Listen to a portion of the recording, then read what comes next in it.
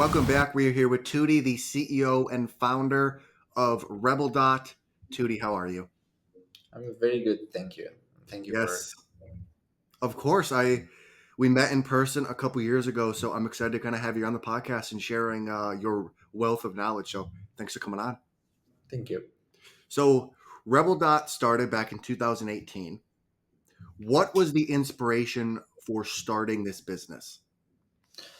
Yeah, so it's a long story. I'll try to offer the short version. Back in 2004, I started studying computer science.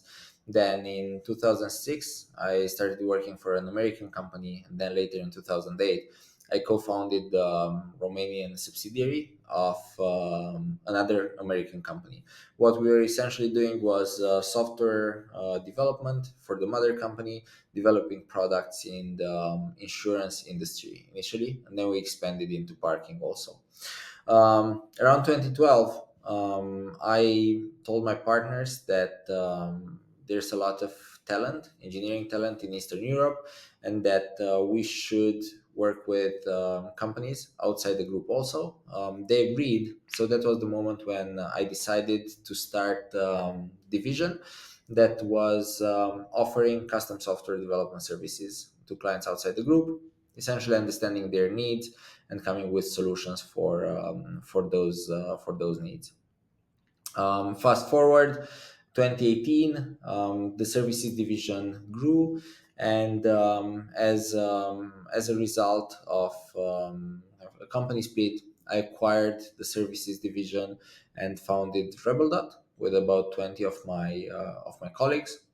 RebelDot, which had its essence and the mission of RebelDot was and still is to bring value through technology within honest partnerships. That's beautiful, and I really like how you guys saw a need in the market, and you said, Mhm. "Hey, we're offering this service, but we can also kind of reach outside of it and kind of go like go to other areas, go to other markets, and really seeing that opportunity." And as a software company that's worked with many big clients, where do you think Rebel Dot stands out most when it comes to its competition? Yeah, so there's many companies locally in here in Cluj and in Transylvania, and I'm quite often asked, so who's your competition? And I don't consider many companies as being our competition because in most cases, Eastern European and Asian companies will try to come as a resource provider, so just offer people in leasing model. So you need three people, you need a team. Here's the team, work with them. What we try to do, on the other hand, is understand the needs of our clients and come with a solution to those needs. And that's very different because we start with, it depends a lot on the kind of project, but we start with analysis, understanding the users, doing user experience design, UI design, continuing with architecture, and then development, launch, and then support. So that's why in most cases our clients are long-term clients, and instead of being a resource provider for them, we are a tech partner, and we build technology together for them to succeed. Yeah, and your average client relationship is 3 years, which is super impressive. I saw that on the website. That's true, and it's the number is might seem big or might seem small. The thing is that the company has 6 years, and the 3 years is the average of all our clients, including the ones that started last month. So the truth is that most clients that we had over this period continue to be our clients to date.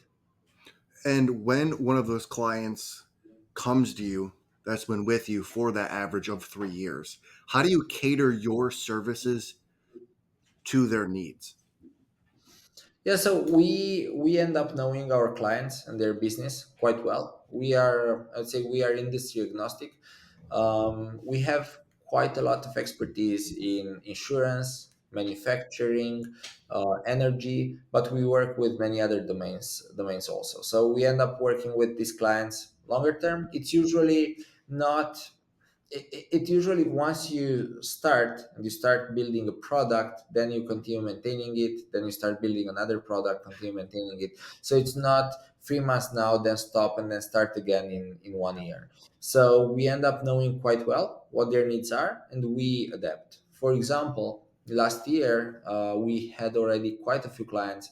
We have clients around the world, some in the United States. Also, we work with a quite well-known insurance company, with a very large facility management company, and others. And we realized that all these companies have big need for AI services, but we didn't have AI expertise. So we decided to speed this up and gain expertise overnight. So we acquired an AI product company. It was a relatively small company, about 13 experts doing AI, but they were doing AI products. And after we joined forces, all our current clients started working with us on, in fact, not all, most of our current clients started working with us on AI. Initially, we helped them understand what AI is and how AI can help their business become more efficient, more productive, more profitable, more sustainable, and so on. And then we ended up implementing various AI use cases.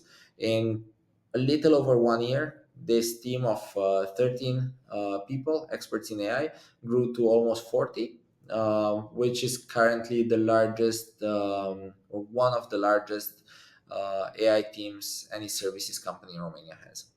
That's amazing. And I love how you guys saw a need that your clients had, and you're like, okay, we might not offer it as a company, but what can we do to make sure that their needs are met? What can we do to make sure that we're always evolving, we're always improving? So I really like how you guys are always looking, you're not staying stagnant, right? You're always trying to improve and get better. And like you mentioned earlier, RebelDot was born from a company split back in 2018, where you guys had to reinvent yourself as a business. How do Yep. you go about reinventing your business while still maintaining your values?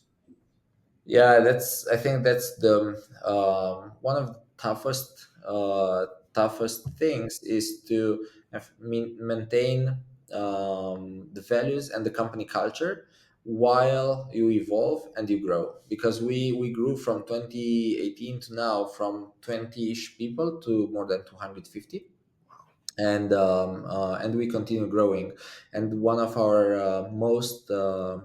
or one of our differentiators, besides the services, was our culture, and the brand that we've built, our employer brand, and the values that the company had, and the way we interacted with our clients.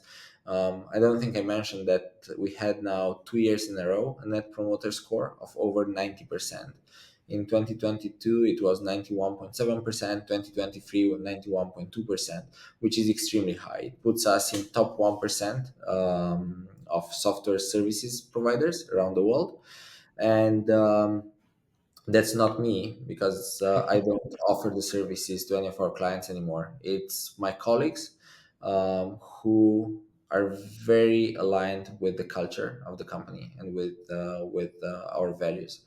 Now, how we kept this while growing, because obviously while we were 20, 30, it was kind of a family. I don't like to call a company a family, but it was like that. But afterwards, what made the difference was the fact that we discovered our identity. So we went through a values discovery workshop. We defined our mission as being to bring value through technology within honest partnerships. And from there on, our people and culture department hired only colleagues that were aligned with our mission, vision, and values. So, very good fit in our team. That's why in our recruiting process, the first step is an interview with someone in the people and culture team. If you don't pass that interview, that means that you're not aligned culturally with us. So no matter how good you are from a technical perspective, no one's going to know. Once you're past the people and culture filter, there's the technical interview or technical interviews and then team interview that will do kind of the final confirmation for you joining the team. But we discovered during all this period that skill can be learned, but attitude is hard to change. So that's why we hire for attitude first. And when you guys are going through that hiring process, what are what is one of the questions that you guys ask to make sure that you're getting that person that does fit your culture? Well, that's a very good question. As I don't participate, or in the past 4 years, I think I haven't participated in any initial interviews. But it's not a question, because if I ask you, hey, do you consider care is an important value? Your answer is going to be yes, because you want to move forward. So it's usually question around the situation. Tell me how would you react in this situation, or tell me what you've done. Have you had any situation where one of your colleagues has been in a difficulty, or have you had any situation when one of your client solution had an issue that was unforeseen? How did you react then? And depending on a few of their past reactions, we can understand if they are aligned or not with us. And in 2023, RebelDot grew 35 to 40%. How Yep. much do you think that company culture attributed to the growth?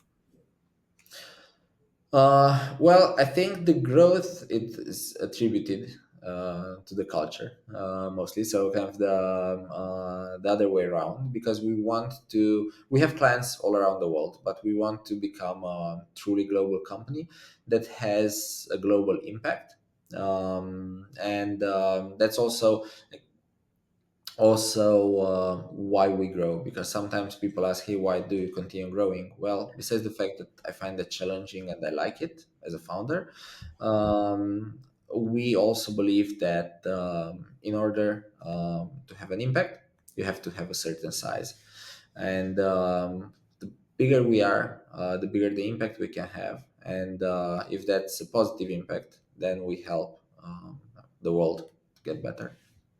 Yeah, and I love how you guys take the approach of not only giving great service, but I want to impact people, and I feel like that that's a main reason why you guys had the growth, because people can tell that you care. You're not just putting them through a system, and like you said, with your very high attention to customer service, which, as you probably know, it's lacking in just the world in general. So I think taking that care really shows your clients that, hey, like, we're not only here to give you a good service, but we want to make sure that you're happy with the other things, like the soft skills and the things like that our team is like working with you with. Yep.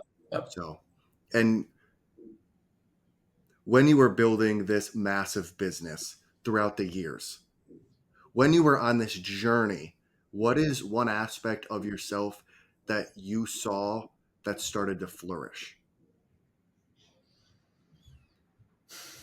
That's a quite tough question, but it's been definitely a transformative journey for myself. Also, I'm the founder, but I'm also the current CEO, and this is every day. RebelDot is the biggest company that I've led before. So it comes as a challenge. As we know, in like I founded the company in 2018. 2019 was tough because it was kind of early. We didn't really have clients. We were defining ourselves.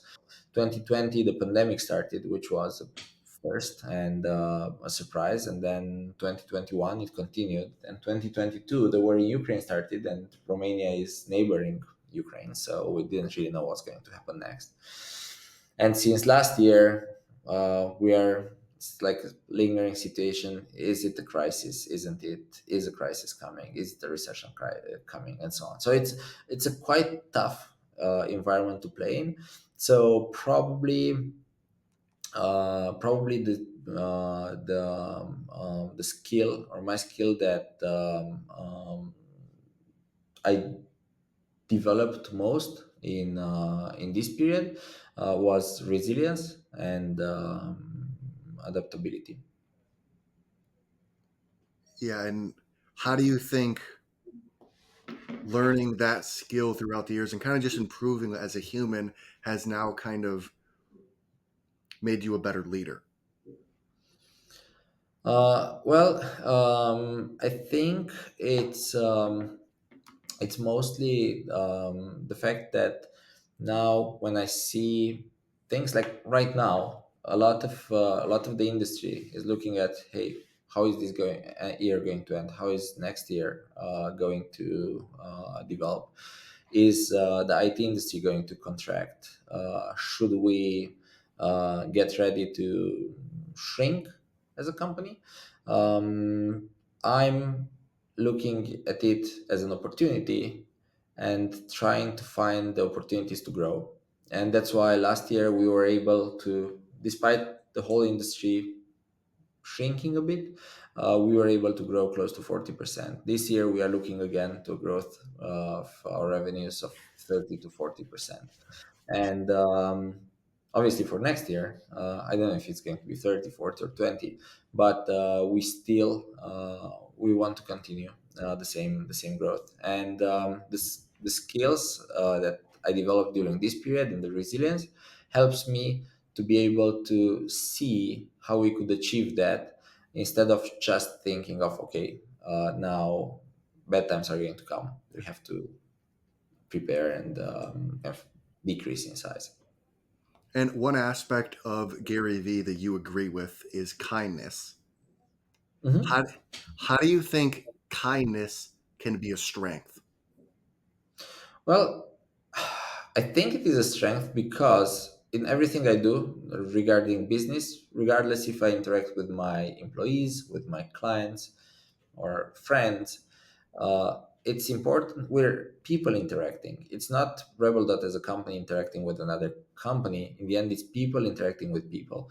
And if you treat people well, if you're kind with them, then you can have much better results, and come out with a win-win than if you don't care. In fact, care is one of the main values of RebelDot, and togetherness is another one. Then, if you don't care and you're only looking at, okay, how can I maximize this opportunity for myself, and I don't care about the ones around me. What is one decision in your life that you used to regret but are now grateful for? Well, one decision that I'll tell you about is not a well, it's not a decision. It's a thing that happened. It's kind of the moment in 2018 when we I acquired the company that became RebelDot, which was essentially splitting my previous company that I built with my partners for 10 years. And then due to some non-paying customers, we ended up having some cash flow issues, and I had to take a decision, and I decided to acquire that bit of the company instead of firing my colleagues. And it was the toughest moment until then, because I always envisioned that company as becoming something that I will leave as legacy to my kids, and so so it was like, we've been in this for 10 years, it's like 30 more, and then I'll retire and my kids take it over. And then all of a sudden it's like, now this happens, so I have to like split the company. There's like, this seems to be the end, but then it was the start for something much bigger and greater, which is RebelDot today. And quite often I I quote Steve Jobs, who says that, or who said that you cannot connect the dots looking forward, only looking backward. Back then, if I would have said, well, this is the most unfair thing that's happening, and it shouldn't happen to me, and I don't know how the future is going to look like.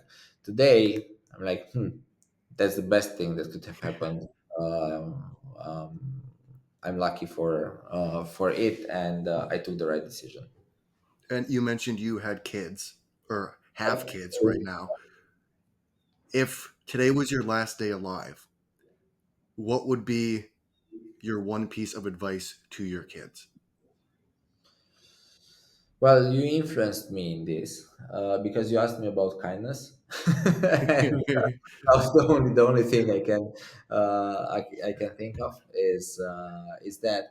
But I would say I would tell them to trust themselves, like trust the fact that they have the capacity to do whatever they want, and to be human, be kind, and also rely on others. I have two more questions for you. If you could have dinner with two people, one person from the past and one person from the present, who would it be and why? Well, that's quite tough. I'm asked often, hey, who's an actor, who's a character, who's someone that you really like, would really like to meet. What would you ask the person? And I usually don't have answers to these questions, or every time I answer differently. So that means that there's not one that I would want. From the past, I would want to meet Steve Jobs, and the reason is the fact that I was a big fan of the technology that Apple was creating back then, and I'm still an Apple fan, but I was definitely a big fan back then, and I've heard and read a lot of things about him, so I would be curious to Yeah. see how he would be in real life. Now, from the current from people that are alive. Um, there's quite a few, and it's in various spaces. One, if we think about Steve Jobs in the past, I would be curious to meet Elon Musk today, to see what's his kind of vision of the future, understand how he's done a few things, why he took some decisions, and so on. But at the same time, I would like to meet one of the one of the Formula One drivers, for example, because I'm very passionate about cars and racing. And the main reason would be that maybe they would allow me to drive their car then. That's a good reason. That's awesome. I have one more question for you. Mhm. Why did you decide to partner with us and offer the discounts?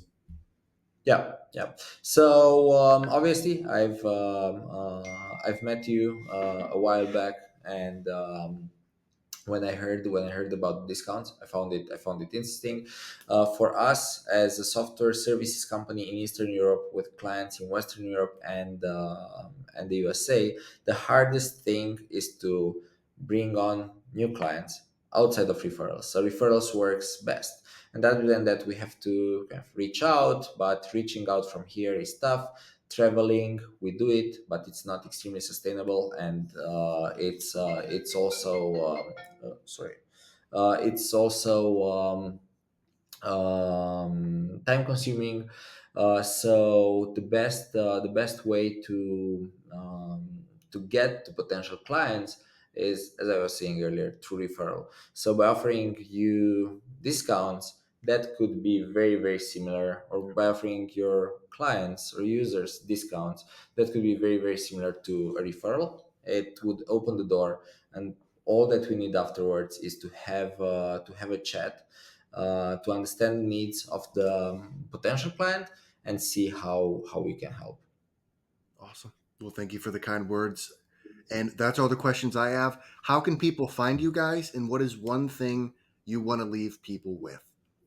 Yeah, so they can find us online by going to the RebelDot website. Obviously, we are also on Facebook, Instagram, LinkedIn, and so on. And they can also find me on LinkedIn. I'm Tudor Ciuleanu. You'll see me with a T-shirt with Rebel on it. That's my LinkedIn photo. Um, well, the one thing, it could be in maybe in the well, I wanted to say in the technology space, but let's keep it in the business space. Um, I always say that I'm not an expert, and that I cannot give advice, and people I cannot tell people what to do. But I can definitely tell them what I've done and how I got here.